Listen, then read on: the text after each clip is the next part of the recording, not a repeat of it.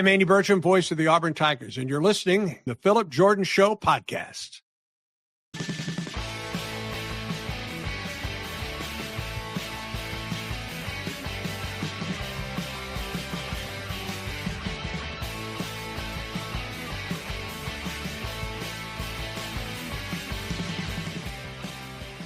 What's up, everybody? Welcome into another edition of the Phillip Jordan Show podcast. I am Phillip Jordan. Check me out over at the Auburn Wire, covering all things Auburn football, basketball, baseball as well. And got another show for you today. Going to be a fun one. Probably won't go as long as one with Blake, but still a fun conversation. I'll be joined in just a few moments by Zack Nagy. He is the publisher for LSU on SI. We're going to talk Will Wade returning. Of course, that news hit last week for LSU basketball. We'll jump to some LSU football stuff and also some Ole Miss stuff, because another thing that Zach does for Sports Illustrated, he's also the poster for Ole Miss on SI. So we'll jump into that as well. And Auburn has added a 7-footer to next year's basketball team. I'll give my thoughts on that to open the show. But before we do all that, let's you guys know you can find me in the podcast. Find me on social media at PJordan Sports. Find a podcast on Apple Podcasts, Spotify, wherever you listen to podcasts. And if you're on Apple Podcasts, please follow, rate, and review. Leave a review, and I will read it on a future edition of the show. And if you leave us 4 stars, you're just a straight up hater.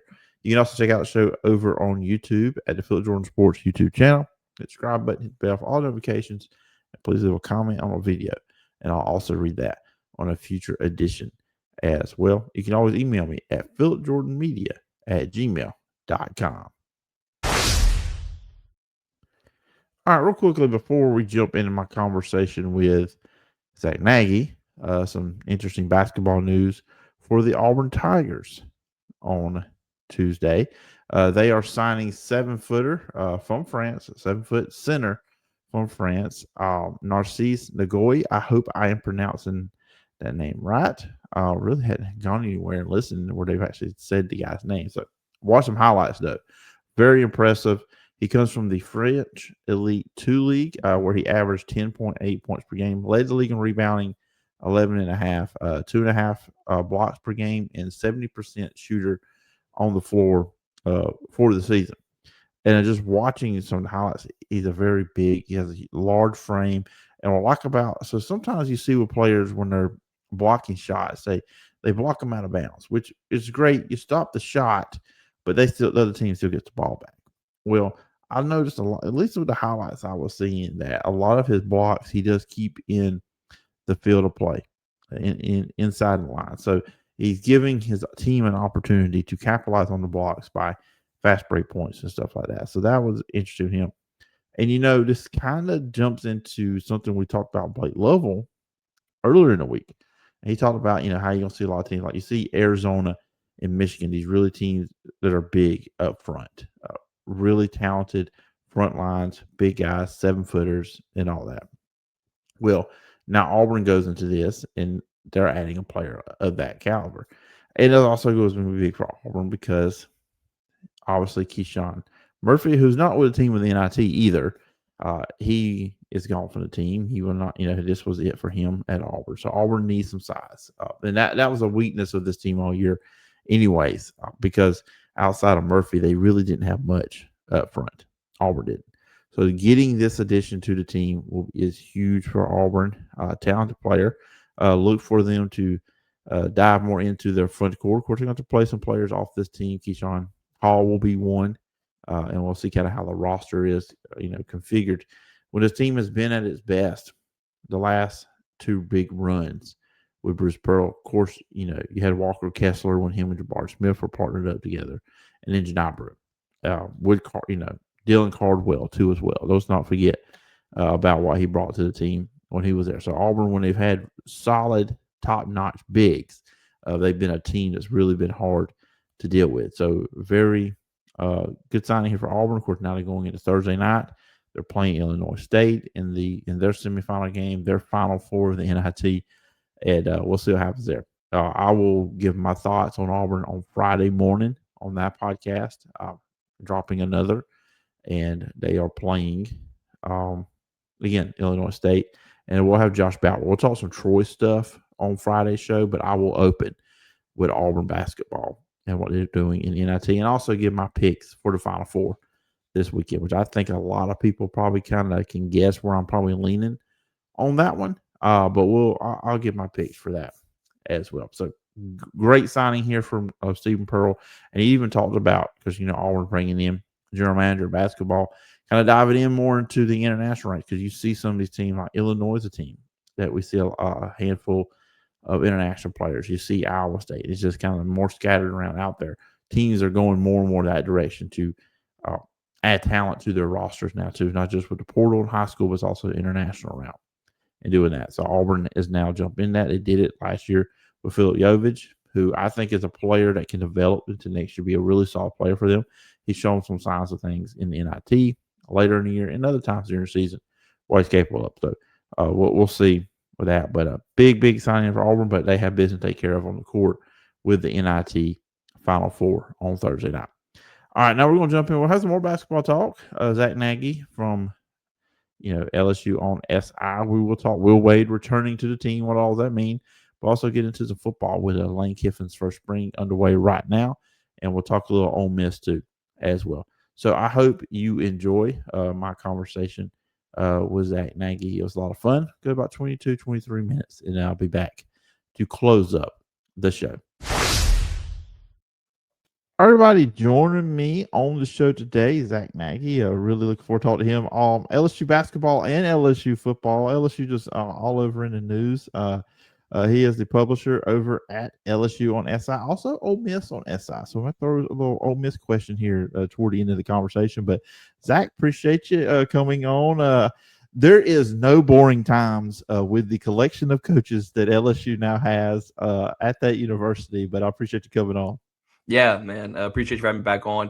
It's been a little bit, and it's been a chaotic stretch since the last time we talked. And like you alluded to right there, man, there's no sleeping with LSU athletics, whether it's Kim Mulkey, Jay Johnson, Lane Kiffin now, and then, of course, like we'll talk about some Will Wade action. It doesn't stop, man. It is every second, always some new buzz, but excited to dive into it a little bit with you. Yeah, this actually may be the title of the episode, but I'm just going to ask the question. Who is the most polarizing coach at LSU now?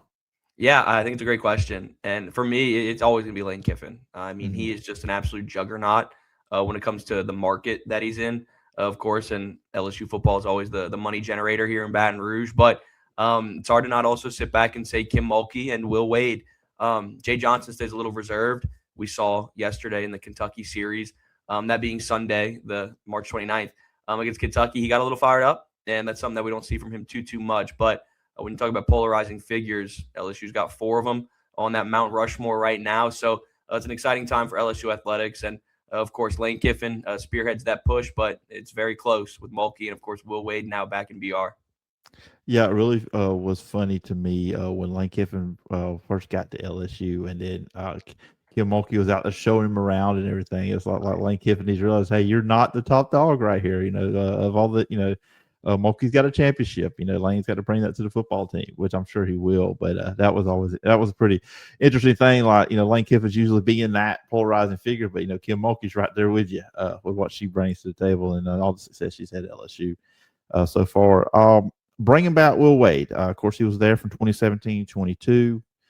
A Sweet 16 appearance in 2018-2019. Of course, everybody it's well documented what happened there at the end, the NCAA, FBI investigation, all that stuff that went down.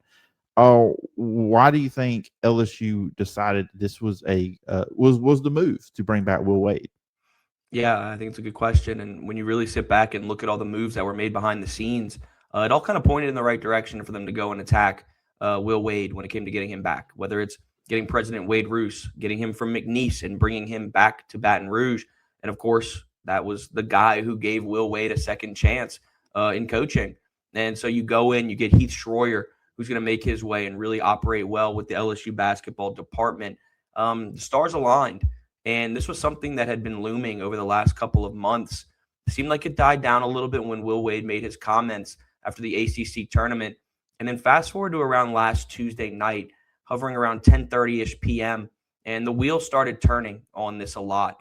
And a few people that I spoke to said that this could be done within the next 36 to 48 hours, and they were spot on. This was one that really happened fast. when this conversation started to get jump started again. And now Will Wade's back, and he talked a lot about Louisiana being home and finishing what he started. So the question being, why bring him back? Well, like you said earlier, this is a polarizing coach who can thrive in the NIL era. And when LSU is throwing around dollar bills like it's nothing, it surely seems like he has the chance to thrive. So it could be a match made in heaven here. And now you got 4 coaches that can really put this program into a championship caliber spot. When you look at the 4 years with Matt McMahon coming in, one winning season there where they went 17-16, but 3 to 4 years losing record, 16-70 overall. Not a good SEC record. Where do you see it went wrong with him there? Yeah, I think he was dealt a really tough hand. I think Matt McMahon's awesome. I think he's a really good person, and there was a ton of effort there in order to try to get this team back in the right direction. And I always use the analogy to steer the ship in the right direction. And there were times where it seemed like they were getting steered in the right direction, and the wind blew them, 100 miles per hour and turned them around. So just when you thought that they were taking one step forward, they would take 10 steps back. And it was always going to be challenging, whether it was the sanctions when he got there, maybe not necessarily having the budget or the NIL pool to be successful. It was always going to be a challenge for Matt. And I think the world of Coach Matt McMahon. I think he's a really good person, and I can't wait to see what his next stop is. But he was dealt a really tough hand, and now, you're going to start to see kind of what you saw with the football program where Lane Kiffin's here. It's a new era, and you're going to dump a ton of money into them. Well, the same's going to happen with this basketball program where Matt McMahon is out the door, Will Wade's here, and they're going to give him a pretty strong roster budget, probably north of 12 to 13, maybe even 14 million. And last on the Matt McMahon, this has been kind of I've been wondering since Will Wade was brought back, if the Will Wade thing doesn't happen, that falls apart. Do you think Matt McMahon's back as the head coach? Undoubtedly. I think it was Will Wade or bust for this athletic department. And, Verge Osberry checks in as your athletics director here in Baton Rouge. And obviously, he's swinging for the fences. This is a Baton Rouge native who wants nothing more than to bring championships back to Baton Rouge, his home city, his home state. And he knew that they were going to swing for the fences for Will Wade. And when you look at all the contractual obligations that came to it, I mean, you have to buy out Matt McMahon, you have to buy out his staff, and then you have to go buy out Will Wade and obviously hire a staff and a roster for him. This is a tremendous financial investment. So I don't think that if Will Wade was the answer, I would certainly sit back and say that Matt McMahon likely would have ran it back during the 2026-27 season for A, financial reasons, and B, see what happens next year with Will and just continue to try to chip away and see what you can do there. But they went out and they got their home run hit, and they struck gold once again. Hey, they knew who they wanted and went and got them. And I know and the fan base is buzzing over this with basketball. I know everybody's already – we have the Final Four to be played this weekend, but LSU fans are ready to get to the basketball season next year as well. And just look at, obviously, and we talked a little bit of this off the air, when you look at basketball, especially, it's an all sport, football and basketball. A new coach comes in, you're going to see a lot of guys leave, a lot of new players come in. But I feel like basketball, you're really going to see, usually at the power level, especially a brand new roster when a new coach comes in. You've seen Deaton Thomas Jr. He was one of the big names that has hit the portal or will hit the portal for LSU. How do you see Will Wade constructing this roster? Kind of, every coach has their own personality. Yeah, I think he's going to thrive. I mean, isn't this kind of why he was kicked to the curb in the first place when you talk about paying players and whatnot? And now it's fully legal. And so it's pay to play in this era. And I think when you look at what Will Wade can do on the recruiting trail, it's nothing short of amazing. Even dating back to his time here with LSU, getting multiple 5-stars, whether it was Naz Reid, Cam Thomas, and then, of course, Ben Simmons. But there were some connections there on that front as well. So there are a bunch of different things that he's done on the recruiting scene that's going to put this team in a really successful spot. So he's going to thrive. And we talked a little bit earlier, like you said, off the air about this turnover. And I would probably say it's going to be close to 11 to 12 newcomers on this roster. I anticipate that. So it's exciting. And when you give him the budget to work with that he was asking for, his contract itself, of course, it's important to him. But just like Lane Kiffin, he's more focused on paying the players so that they can be successful there and getting that roster cash in their back pocket. So we saw Lane Kiffin have a treasure chest full of roster cash to work with. it's going to be a lot of the same when it comes to Will Wade. I think he's going to thrive when it comes to the portal once it opens next Monday. Yeah, and on Monday he was introduced to and one of the obviously to me one of the funnier things was he said we're going to win a championship here, a national championship, or he'll be the first coach fired at the same place twice. Anything from Monday's press conference when he was introduced that really stood out to you? Yeah, I really think that it was talking about assembling this coaching staff extremely quickly because he has no other choice. You have to have this unit put together pretty much within the next 72 to 96 hours because that portal window opens and a lot of these players want to know who they're playing for. So when I talk about things that stood out to me, of course, it was that quote because that was just absolute money and the epitome of Will Wade, just an absolute jokester, but serious when he wants to be. And of course, focusing on the things that he was serious about. It was talking about how Louisiana's home and coming back and finishing what he started. I think it was extremely important talking about how Louisiana helped shape him and especially his career as a coach, giving him the chance to coach in the SEC and then thriving, winning the regular season in conference, getting to a Sweet 16, etc. He came here and he's thrived before, and now it's about getting to a natty. And like you said, he said, is he going to be the first coach to be fired from from the same spot twice? Or is he going to win a natty? Which one's it going to be? So there's really no in between, and we'll see where he goes from there. But nonetheless, long press conference today, but a lot of positive takeaways from what he had to say. Yeah, I'm definitely going to get my research team, which is me, on that. I'll find out if there's ever been a coach fired from the same place twice. Getting football, Lane Kiffin. Obviously, a lot of people are going to be excited about LSU football going into next year. With spring practices ongoing as we speak with LSU. Obviously, Lane Kiffin's going to bring a lot of excitement, a lot of attention to his Twitter, his X, as always. What things that he's going to say, what he's going to do. It's going to be a good offense. And that was the thing with me. I think the whole quarterback thing, how it kind of came down. They did get Sam Levitt, but if that had, I said LSU will be fine. Lane Kiffin is going to have a good quarterback. We just always did with Trinidad Chambliss at Ole Miss. I mean, who would have thought? And then, you had a guy that was so close to leading his team to a potential, national championship berth. But how would you grade just so far the Lane Kiffin tenure at LSU? Yeah, an A++. I mean, it's been unbelievable what he's achieved over a 4-month span, maybe closer to 5 now. I mean, it's been unbelievable. Started off, obviously, with keeping Blake Baker on staff as your defensive coordinator. And that's a major off-the-field win in order to do that. I mean, Phillip, this was a guy who was getting looked at by Tulane, Memphis, etc. I mean, he had a really good chance to go to where he graduated from. He's an alumnus of Tulane and go become their next head coach. But Lane Kiffin goes in and works his magic and retains Blake Baker and opens up the checkbook to keep him in town. So that's the first major domino that went their way. Of course, Charlie Weiss bringing him in was a no-brainer and one that we all knew was going to happen once he hopped on that flight with Kiffin and made their way to the Bayou State. But other than that, you fast forward to January and hit the portal and you sign over 40 guys with 5 of them in the top 10 or top 5 even of the portal rankings. Number 1 player, Sam Levitt. Number 1 offensive lineman, Jordan Seaton. Number 1 edge, Prince Will Uman-Mielen. So you went out and you dominated the portal. So you got 3 top 5 guys, 9 top 100 players in the portal. Your roster is expensive. It's north of $40 million. And they are making sure that they're going into this Lane Kiffin era guns a-blazing and not wasting any time to rebuild. It's a reload mode. And spring camp, it's only been a couple of days, but it's hard to not be impressed with the roster reconstruction that they've had and all the talent on that field.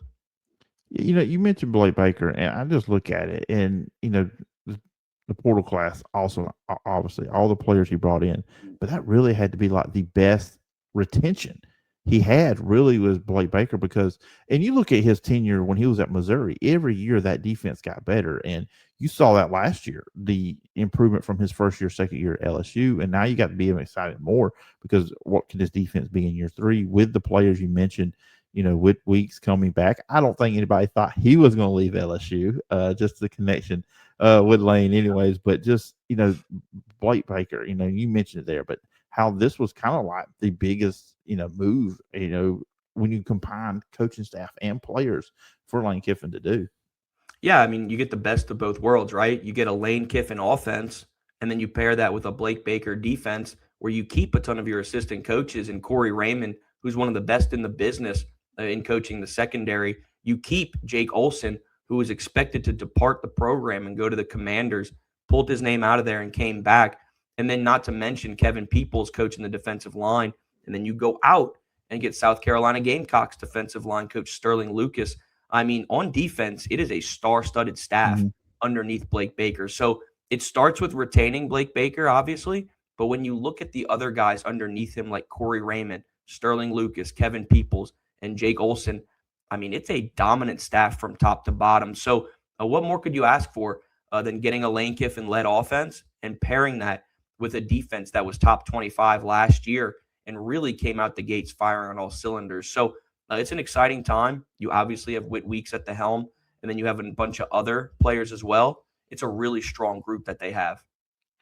And looking on the defense side, the secondary should be pretty good. That's something used to be you could count on at LSU. It was DBU.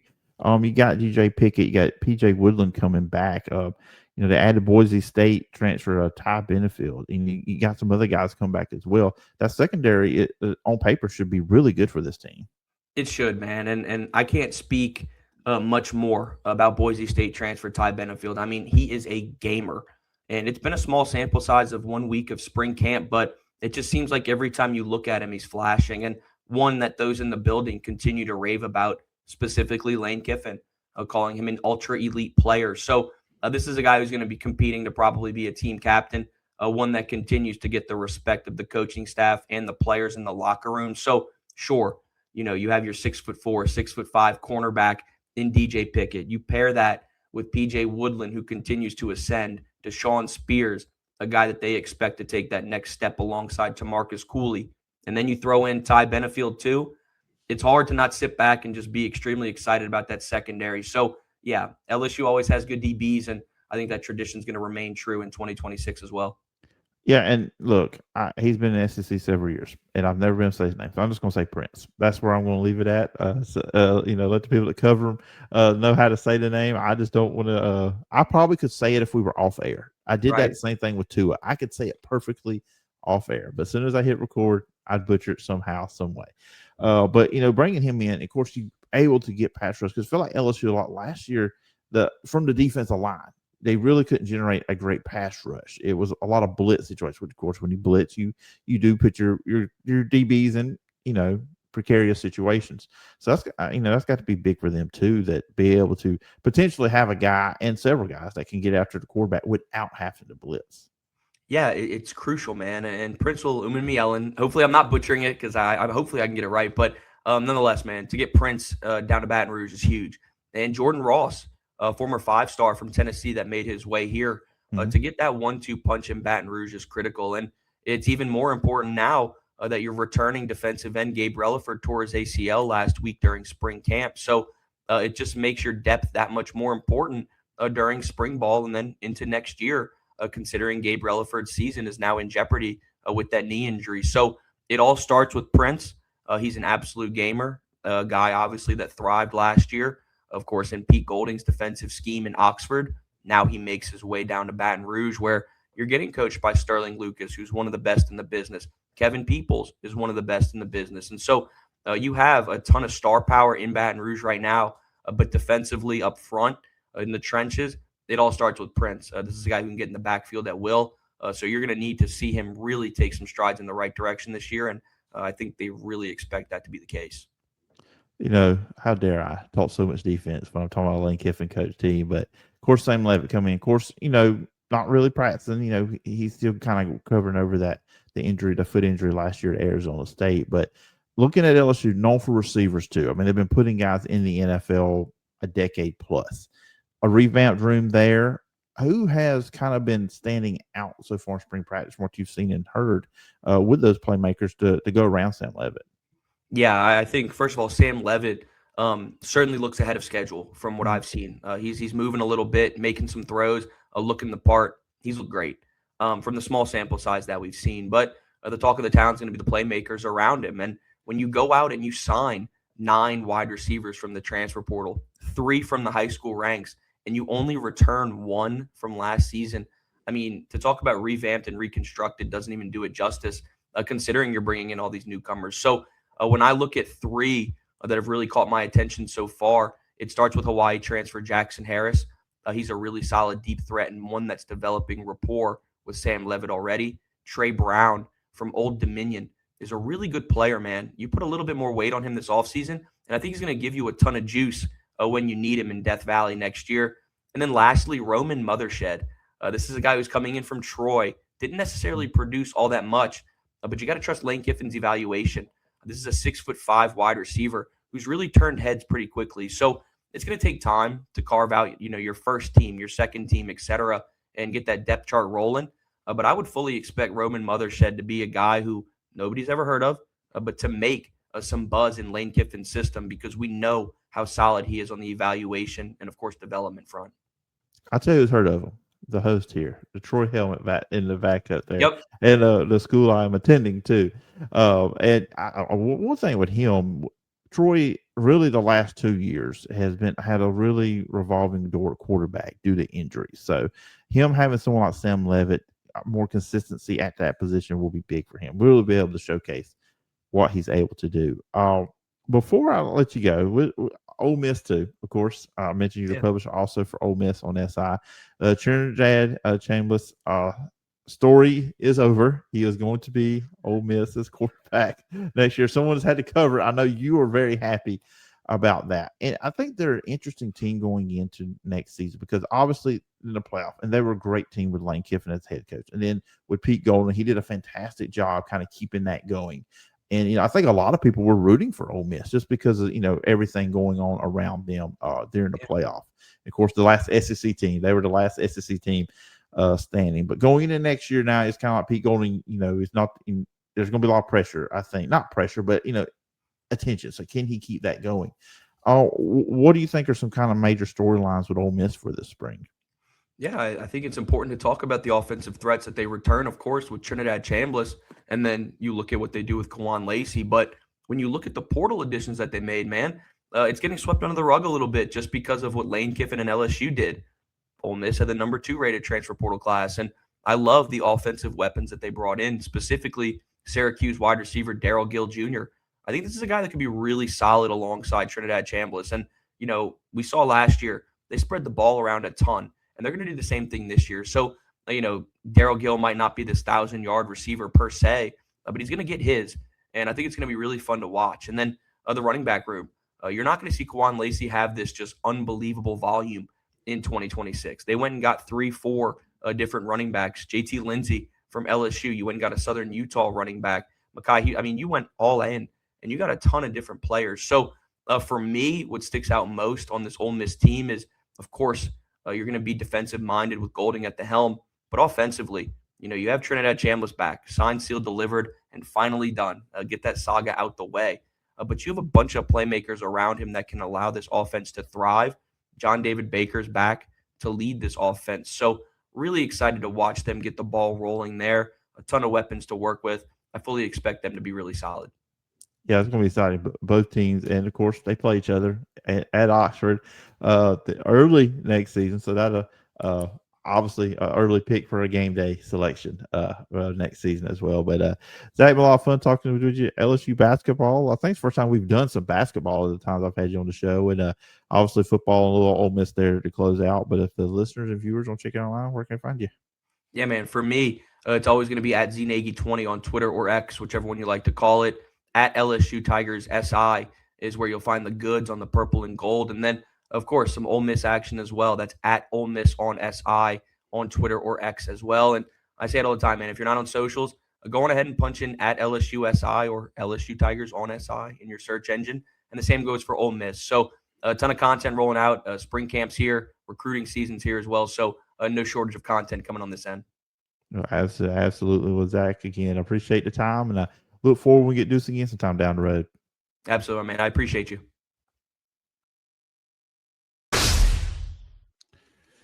All right. Once again, thanks to Zack Nagy for coming on the show. I had a lot of fun talking to him all things LSU basketball and football, or Ole Miss there as well. Go give him a follow on social media and check out all his work covering LSU and Ole Miss.